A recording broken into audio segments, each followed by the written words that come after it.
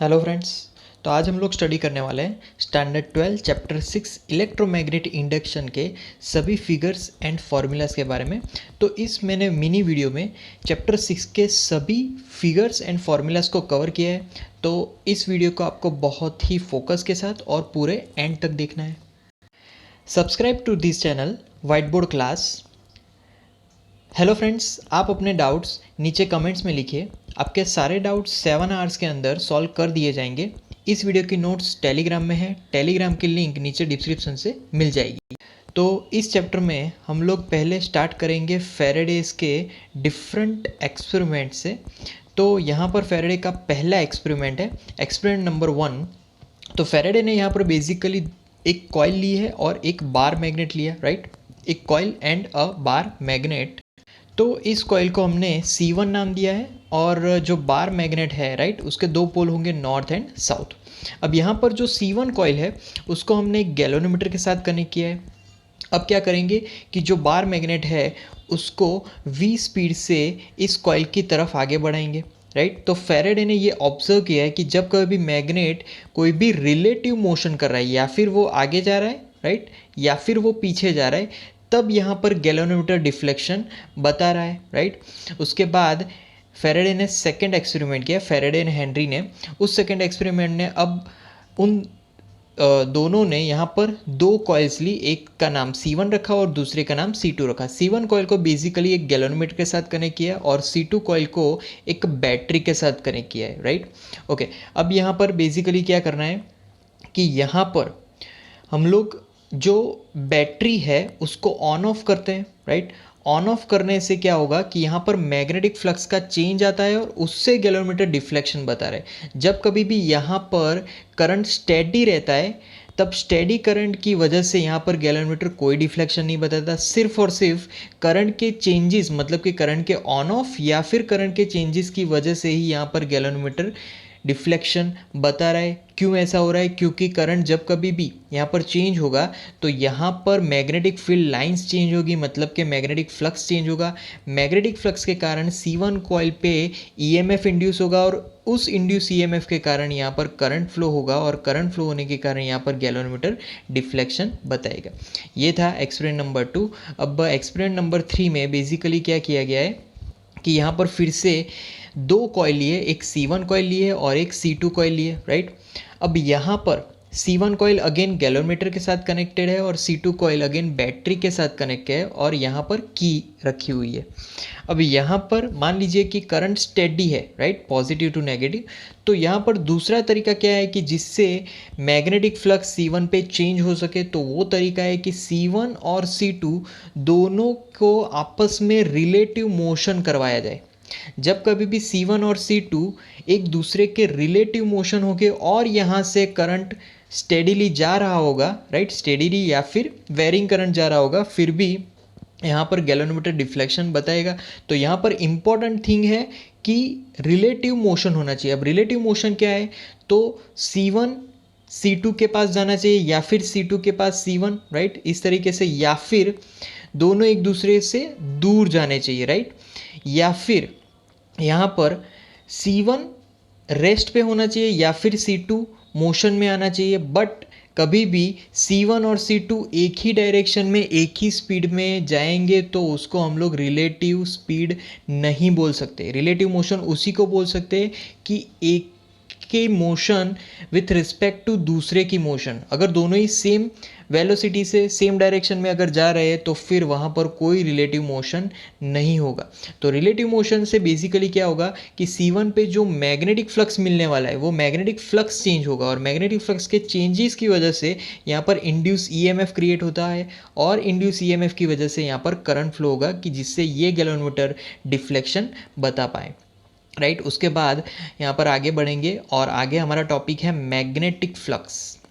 अब यहाँ पर मैग्नेटिक फ्लक्स में बेसिकली हमने एक प्लेन लिया है, राइट, जिसका एरिया वेक्टर है वेक्टर A और मैग्नेटिक फील्ड की डायरेक्शन स्लांटेड है। तो magnetic field and area vector दोनों के बीच का एंगल है यहाँ पर बेसिकली थीटा, राइट। अब magnetic flux related to this plane, उसकी फॉर्मूला अगर रखें तो phi b is equal to vector B dot vector A is equal to BA cos theta, right. Cos theta इसलिए क्योंकि यहाँ पर डॉट प्रोडक्ट है। सिमिलरली अगर हमारे पास एक रैंडम ऑब्जेक्ट है और उसका यहाँ पर मैग्नेटिक फ्लक्स हमें अगर फाइंड करना है, राइट, तो उस रैंडम ऑब्जेक्ट के हम लोग स्मॉल एलिमेंट एज्यूम कर सकते हैं। जैसे कि यहाँ पर स्मॉल एलिमेंट है vector D A I, right, उसका एरिया वेक्टर इस डायरेक्शन में मिलेगा और magnetic field slanted again, right. तो यहाँ पर अगर टोटल ऑब्जेक्ट का मैग्नेटिक फ्लक्स फाइंड करना है तो phi B is equal to vector B one dot D vector A one मतलब के first small element plus vector B two dot vector D A two second small element. ऐसे बहुत सारे elements हो सकते हैं यहाँ पर, राइट, क्योंकि बहुत बड़ा ऑब्जेक्ट है। अब इस ऑब्जेक्ट का जितने भी मैग्नेटिक फ्लक्स है उस सभी का समेशन करेंगे सिग्मा से, तो sigma all vector B I dot vector D A I. तो इस तरीके से पूरे ऑब्जेक्ट का पहले हमने क्या किया, छोटे छोटे स्मॉल एलिमेंट में उसको डिवाइड किया और फिर सभी को समेशन से ऐड कर दिया, राइट। तो इस तरीके से हम लोग ऑब्जेक्ट का मैग्नेटिक फ्लक्स फाइंड आउट कर सकते हैं। उसके बाद फैराडेज लॉ ऑफ इंडक्शन। तो basically Faraday's law of induction में इंड्यूस ईएमएफ की बात होती है। Induce EMF is equal to minus D phi by upon D T. इसका मतलब क्या हुआ कि कोई भी ऑब्जेक्ट पे जो ईएमएफ इंड्यूस होगा that is the negative of derivation of magnetic flux with respect to time, right. अगर हमारे पास मान लीजिए कि क्लोजली वाउंड कॉइल है जिसके n नंबर ऑफ टर्न्स हैं, तो वहाँ पर ईएमएफ कितना होगा, E is equal to minus N D phi by D T. तो नंबर ऑफ टर्न्स के हिसाब से भी यहाँ पर ईएमएफ हमें ज़्यादा मिलेगा या फिर कम। उसके बाद आता है Lenz law and conservation of energy. तो यहाँ पर कंजर्वेशन ऑफ एनर्जी भी समझेंगे लेंज लॉ की मदद से। तो बेसिकली हमारे पास एक सिलिंड्रिकल, इसको बोलेंगे हम लोग सर्कुलर, राइट, सर्कुलर कॉइल है जिसके नंबर ऑफ टर्न्स एक ही है, राइट। यहाँ पर भी एक सर्कुलर कॉइल है। अब मेरे पास बार मैग्नेट है जिसका नॉर्थ पोल इस रिंग के साथ फेसिंग है, राइट, मतलब कि नॉर्थ पोल इस रिंग की तरफ है। अब नॉर्थ पोल ऐसे बार मैग्नेट को हम लोग v स्पीड से आगे बढ़ाएंगे, राइट। तो ऑब्वियसली ये जो सर्कल है, ये जो कॉइल है, उसमें कुछ ना कुछ ईएमएफ इंड्यूस होगा क्योंकि रिलेटिव मोशन की वजह से कुछ ना कुछ यहाँ पर मैग्नेटिक फ्लक्स चेंज होगा और मैग्नेटिक फ्लक्स के चेंज की वजह से यहाँ पर हमें इंड्यूस ईएमएफ मिलेगा और as a result current flow होगा। तो उस करंट की डायरेक्शन क्या होगी, तो करंट की direction basically anti clockwise direction में होगा। अब क्वेश्चन है एंटी क्लॉकवाइज डायरेक्शन में ही क्यों, क्योंकि हम लोग ये एज्यूम कर सकते हैं कि यहाँ पर नॉर्थ पोल होगा, राइट। तो इसलिए ये एंटी क्लॉकवाइज डायरेक्शन में फ्लो करंट होने वाला है। मान लीजिए कि क्लॉकवाइज डायरेक्शन में करंट फ्लो हो रहा है और हमारा जो बार मैग्नेट का नॉर्थ पोल है वो इस तरफ ही फेसिंग है, राइट, उससे उल्टा ही हम लोग एज्यूम कर रहे हैं। तो यहाँ पर बेसिकली साउथ पोल एक्ट करेगा। अब यहाँ पर ये नॉर्थ है, ये साउथ है, तो सिर्फ एक पिंचिंग से ही ये बार मैग्नेट उसकी तरफ चला जाएगा। तो यहाँ पर जो law of conservation of energy है वो बिल्कुल ही फॉलो नहीं होगा। कब फॉलो होगा, जब ये as a north pole act करेगा कि जिससे नॉर्थ नॉर्थ एक दूसरे को रिपेल करे और उसको कैरी ऑन रखने के लिए इस बार मैग्नेट को v स्पीड से आगे ले जाने के लिए यहाँ पर कॉन्स्टेंटली मुझे फोर्स अप्लाई करते रहना होगा, राइट। तो यहाँ पर जो कंजर्वेशन ऑफ एनर्जी है वो फॉलो होगी। सिमिलरली जब मैं बार मैग्नेट का जब एन जो नॉर्थ पोल कॉइल के फेसिंग में है, राइट, और उसको दूर ले जाता हूँ, तब ये साउथ पोल की तरह एक्ट करेगा। कैसे, तो यहाँ पर जो पर्टिकुलर करंट की डायरेक्शन है वो क्लॉकवाइज डायरेक्शन में होगी, राइट। अब साउथ पोल है तो वो ऑब्वियसली नॉर्थ पोल को अट्रैक्ट करेगा। तो नॉर्थ पोल को अट्रैक्ट करेगा तो यहाँ पर वो दूर, मतलब कि जब उसको हम लोग दूर ले जाएंगे तब वहाँ पर दूर ले जाने के लिए भी मुझे कंटिन्यूसली फोर्स अप्लाई करते रहना होगा क्योंकि यहाँ पर ये साउथ पोल है, राइट। तो यहाँ पर पूरी तरीके से conservation law of energy follow होती है। अब लेंज लॉ ने एक बात यहाँ पर नोटिस की कि polarity of induce EMF is such that it tends to produce a current which opposes the change in magnetic flux that produce it. यहाँ पर जो भी मैग्नेटिक फील्ड, जो भी मैग्नेटिक फील्ड प्रोड्यूस करता है वो उसी के, मतलब कि यहाँ पर जो कॉइल है उस पे उस तरीके से पोल इंड्यूस होगा कि वो उसी के मैग्नेटिक फील्ड को अपोज करेगा, मतलब कि जिसके कारण ये नॉर्थ पोल आया है उसी कारण को वो अपोज करता है, ऐसा हम लोग यहाँ पर बोल सकते हैं, राइट। उसके बाद यहाँ पर आगे है मोशनल इलेक्ट्रोमोटिव फोर्स, राइट। तो मोशनल इलेक्ट्रोमोटिव फोर्स में हमने एक यू शेप वायर लिया है और एक रॉड लिया है, राइट। और मैग्नेटिक फील्ड अंदर की तरफ जा रहा है, यहाँ पर क्रॉस साइंस है, okay. So magnetic flux of this particular rod क्योंकि v वेलोसिटी से आगे बढ़ रहा है, राइट। तो यहाँ पर जो x डिस्टेंस है वो तो चेंज हो ही रहा है, but l length as it is रहेगा क्योंकि l लेंथ में कोई भी चेंज नहीं होने वाला। तो magnetic flux of this particular system is equal to B L into X, मतलब कि magnetic field into length into distance, right. तो उसके ऊपर से हम लोग इंड्यूस ईएमएफ भी लिख सकते हैं क्योंकि यहाँ पर ऑब्वियसली मैग्नेटिक फ्लक्स का चेंज मिलने ही वाला है। तो induce EMF is equal to minus D phi by E upon D T according to Faraday's law, right. अब ई इज इक्वल टू, अब ये जो फाई बी है वो इक्वेशन यहाँ पर रखें हैं तो बी एल एक्स आ जाएगा। अब जो भी कांस्टेंट है वो कांस्टेंट बाहर रख देंगे तो minus B into L D X upon D T, right. तो E is equal to D X upon D T, मतलब कि V, और नेगेटिव को अगर मैं नेग्लेक्ट करूँ, सिर्फ मुझे वैल्यू चाहिए, इक्वेशन चाहिए, तो E is equal to minus B, sorry यहाँ पर नेगेटिव इन नेग्लेक्ट कर देंगे तो सिर्फ वैल्यू मिलेगी, तो यहाँ पर मिलेगा E is equal to B V L, right. Okay, अब दूसरी फॉर्मूला पे जाते हैं। EMF की एक और फॉर्मूला हम लोग पढ़ चुके हैं, EMF E is equal to work done upon Q, right. क्योंकि यहाँ पर जो चार्ज है वो भी मूव कर रहे हैं, तो चार्ज जब मूव करेंगे उस पर फोर्स लगेगा तो वर्क डन भी होगा। तो वर्क डन को अगर सब्जेक्ट बनाए और ईएमएफ की फॉर्मूला इधर रखे तो डब्ल्यू की फॉर्मूला होगी W is equal to Q V B into L, right.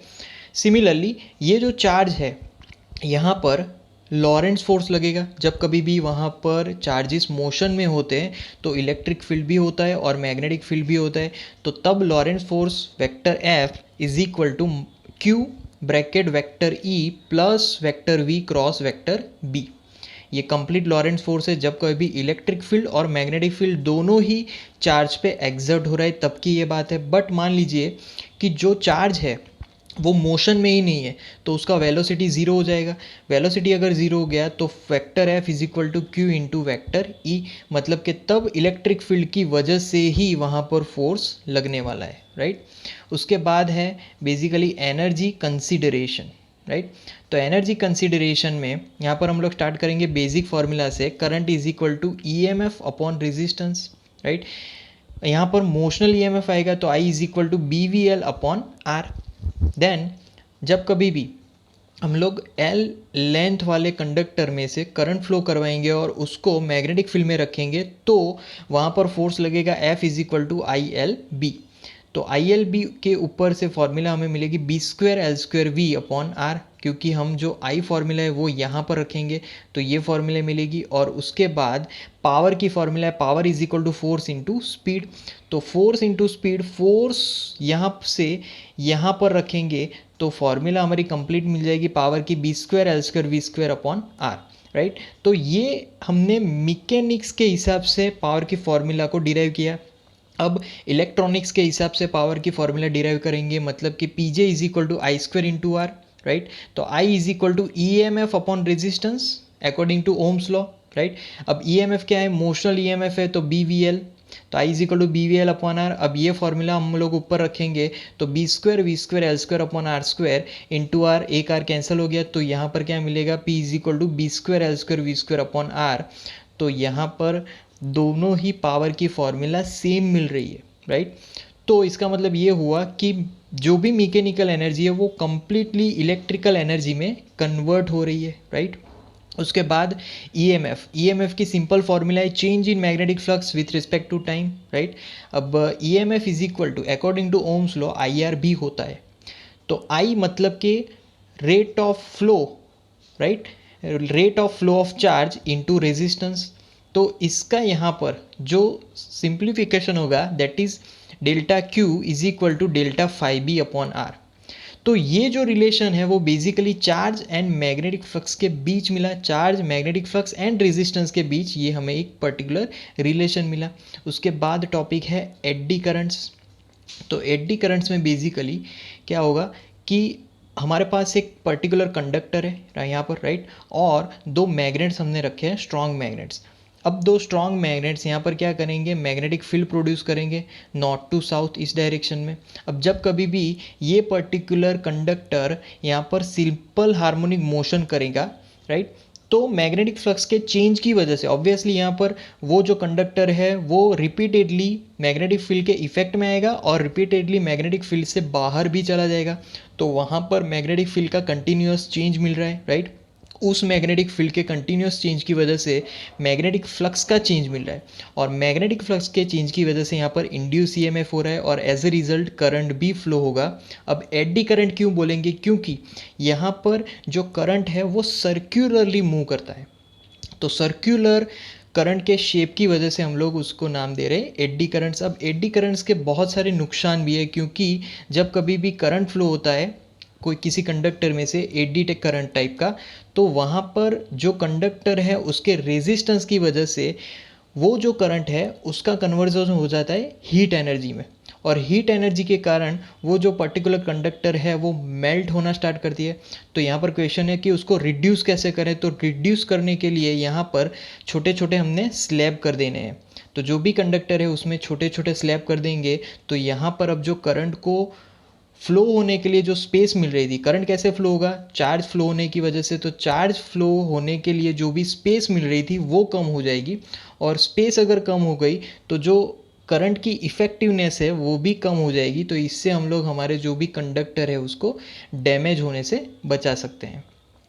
उसके बाद एडी करंट के कुछ फ़ायदे भी है, right. Advantages of eddy currents में पहला एडवांटेज है मैग्नेटिक ब्रेकिंग ट्रेन्स में भी हम लोग एडी करंट्स का यूज़ करते हैं।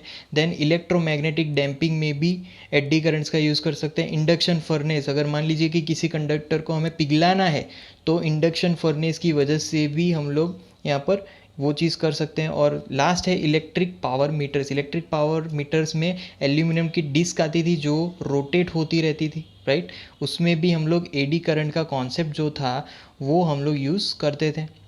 उसके बाद है इंडक्टेंस, राइट। तो इंडक्टेंस को समझने के लिए यहाँ पर पहले हमने एक इंडक्टर लिया, उसके साथ सेल कनेक्ट किया और एक की कनेक्ट की, राइट। तो यहाँ पर जब कभी भी कॉइल कनेक्ट करेंगे तो magnetic flux is proportional to current. Magnetic flux ज़्यादा होगा, करंट उतना ही ज़्यादा होगा, राइट। उसका डेरिवेशन अगर लेंगे तो d∅b/dt is proportional to di/dt मिलेगा, राइट। मान लीजिए कि हमारे पास जो कॉइल है वो n नंबर ऑफ टर्न्स की है तो n into φb proportional to i, right. तो जितने नंबर ऑफ टर्न्स होंगे उतना ही यहाँ पर करंट ज़्यादा। तो n∅b is equal to L into I. तो यहाँ पर प्रोपोर्शनलिटी हमने हटा दी तो इज इक्वल टू साइन आएगा, साथ में कांस्टेंट लेके आएगा जिसको हम लोग बोलेंगे सेल्फ इंडक्टेंस। तो सेल्फ इंडक्टेंस को सब्जेक्ट बनाएंगे तो L is equal to n∅b/i, right. ये है सेल्फ इंडक्टेंस की फॉर्मूला। अब मान लीजिए कि हमारे पास ये सोलेनॉइड है, तो सोलेनॉइड के लिए सेल्फ इंडक्टेंस की फॉर्मूला क्या होगी, L is equal to μ0 n² A into L. ए यहाँ पर क्रॉस सेक्शन एरिया है और L हमारा जो इंडक्टर है उसकी लेंथ। अब इंडक्टेंस के यूनिट की बात करें तो उसका यूनिट है हेनरी और उसको कैपिटल H से रिप्रेजेंट करेंगे। डायमेंशंस की अगर बात करें तो वो होगा m1 L2 T-2 A-2, right. उसके बाद है म्यूचुअल इंडक्टेंस। म्यूचुअल इंडक्टेंस में बेसिकली हम लोग यहाँ पर दो कॉइल्स का यूज़ करेंगे। एक बिगर कॉइल है, राइट, जिसको S2 नाम देंगे और एक स्मॉलर कॉइल है जिसको S1 नाम देंगे। जो बिगर कॉइल है उसमें नंबर ऑफ टर्न्स N2 है, स्मॉलर कॉइल में नंबर ऑफ टर्न्स N1 है, राइट। लेंथ स्मॉल l होगा और जो रेडियस है स्मॉल कॉइल की रेडियस R1 और बिगर कॉइल की रेडियस R2 होगी, राइट। अब मान लीजिए कि जब कोई भी जो S2 है जो बिगर कॉइल है उसमें से करंट फ्लो हो रहा है I2 जितना, तो वहाँ पर फॉर्मूला हमारी क्या निकल कर आएगी, N1∅1 is equal to M12 into I2, right. तो N1 into φ1 is equal to N1L pi R1² μ0 N2 I2, right.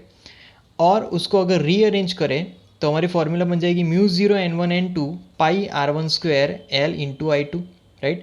अब M12 को अगर कंपेयर करें, दोनों इक्वेशन को M12 कंपेयर करें तो μ0 N1 N2 पाई R1² इंटू L मिलेगा, राइट। सिमिलरली मान लीजिए कि हमारी जो स्मॉलर कॉइल है उसमें से करंट I1 फ्लो हो रहा है, तो तब हमारी फॉर्मूला मिलेगी N2 φ2 is equal to M21 into I1। Similarly N2 phi 2 is equal to N2L pi R1 square mu zero N1 I1, right. अब M21 को यहाँ पर हम लोग कंपेयर करें इस फॉर्मूला से तो हमें मिलेगा M21 is equal to mu zero N1 N2 pi R1 square into L।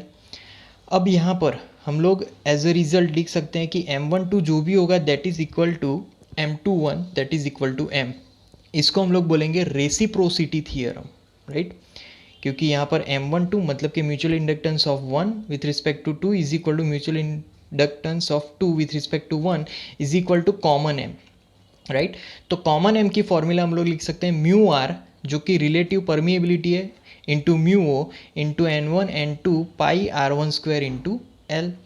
और EMF के फॉर्म में अगर लिखे तो E1 is equal to minus M DI2 upon DT मिलेगा, राइट।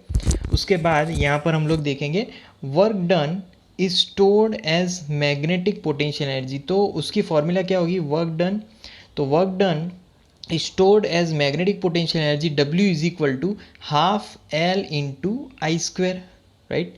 तो ये उसकी फॉर्मूला होगी, मतलब कि जो भी वर्क डन होगा, right, that is in the stored in the inductance as W is equal to half L into I square, right. उसके बाद यहाँ पर आगे बढ़ेंगे AC जनरेटर। तो AC generator who generates the AC supply, right. तो यहाँ पर हम लोग बेसिकली पहले दो बार स्ट्रॉन्ग मैग्नेट लेंगे, नॉर्थ पोल और यहाँ पर साउथ पोल, दोनों बहुत ही स्ट्रॉन्ग मैग्नेट है। यहाँ पर एक रेक्टेंगुलर कॉइल लेंगे, राइट, उसकी ये एक्सल होगी, यहाँ पर दो स्लिप रिंग्स होंगे जिससे हम लोग जो भी EMF मिलेगा उसको एज अ आउटपुट यूज़ कर सकते हैं, राइट। ओके, अब दूसरी चीज़ की यहाँ पर ये कार्बन ब्रशेज है जो कि चार्जेस को यहाँ पर खींचेंगे, कंडक्ट करेंगे। अब during this process, during this rotation जो EMF यहाँ पर एग्जर्ट होगा वो मिलेगा BAN omega sine omega T, और BAN omega is E0 that is maximum EMF sine omega T, right. उसके बाद यहाँ पर ग्राफ देखेंगे तो यहाँ पर EMF वर्सेस टाइम का ग्राफ है। तो EMF वर्सेस टाइम का ग्राफ 0 से स्टार्ट होता है, क्यों, क्योंकि जो EMF है वो हमारा साइन पे डिपेंडेंट है, राइट, ये हमारा साइन पे डिपेंडेंट है। तो साइन ऑलवेज 0 से स्टार्ट होगा, तो 0, फिर 90 पे मैक्सिमम मिलेगा, 180 पे वापस 0, देन यहाँ पर 270 पे नेगेटिव और 360 पे वापस वो 0 मिलने वाला है। और टाइम पीरियड होगा हर एक T/4 टाइम पीरियड पे उसकी वैल्यू कंप्लीटली चेंज होगी। T/4 पे वो मैक्सिमम मिलेगा, T/2 पे मतलब कि हाफ ऑसिलेशन पे वो 0 मिलेगा, फिर 3T/4 पे वो वापस मिनिमम मिलेगा और T पे उसने कम्प्लीटली एक ऑसिलेशंस कंप्लीट किया, राइट। उसके बाद यहाँ पर उसकी ओरिएंटेशंस देखेंगे, जैसे कि फर्स्ट ओरिएंटेशन, तो फर्स्ट ओरिएंटेशन में वो कम्प्लीटली यहाँ पर 90 डिग्री है, राइट। उसके बाद यहाँ पर वो कम्प्लीटली हॉरिजॉन्टल पे रखा हुआ है, फिर थर्ड में यहाँ पर अगेन वो 270 पे है, राइट। और फिर यहाँ पर यहाँ पर थर्ड में वो 180 पे है, फोर्थ में वो 270 पे है, और फिफ्थ में वो वापस 360 पे आ गया, मतलब कि वापस वो जो पहले था, पहले ओरिएंटेशन में वापस उसने उस ओरिएंटेशन को वापस रिपीट कर दिया, राइट। अब यहाँ पर ये जो रोटेशन हो रहा है कॉइल का, तो इंडिया में रोटेशन फ्रीक्वेंसी है 50 हर्ट्ज़, तो इसीलिए पावर सप्लाई भी कम मिल रहा है। और USA में है ये रोटेशन फ्रीक्वेंसी वो 60 हर्ट्ज़ तक पहुँच गए हैं, जिससे पावर सप्लाई इंडिया की कंपैरिजन में थोड़ा सा ज़्यादा मिलता है। तो ये था चैप्टर 6 के सभी फिगर्स एंड फार्मूलाज, राइट। तो इस छोटे से वीडियो में हमने पूरा चैप्टर 6 का जो समरी है वो कवर कर लिया है। तो friends, like our videos, share our videos, comment in the comment box, subscribe to our channel, and at last thank you for watching.